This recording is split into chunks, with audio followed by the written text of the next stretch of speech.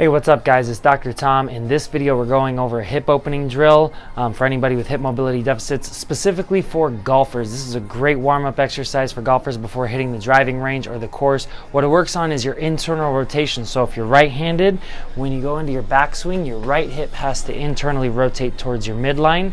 Okay, and on your follow through, your left hip has to internally rotate towards your midline. If you don't have that mobility, the mobility is going to come from somewhere else, cost you accuracy, maybe even cost you a little bit of power. So to do this drill, what you're going to do is start out on your hands and knees. You don't really need to be on a table, just any flat surface works. Your knees are going to be about hip width apart. Okay, and your ankles are going to be apart as well. You're not going to have them touching each other or outside of each other.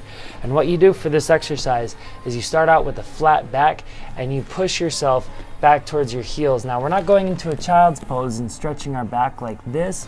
We're just sitting into our hips and trying to get our hips to fold.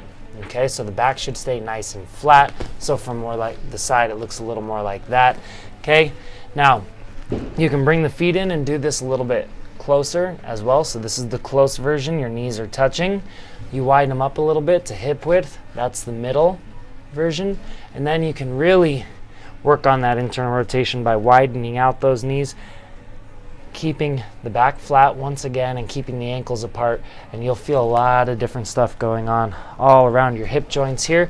You don't want to force a lot of pinching in the very front or the deep pockets of your hips, and if you have irritation in the hip afterwards, that version might be a little bit more aggressive for you. Start out with the close in the middle and then work your way up to the wide.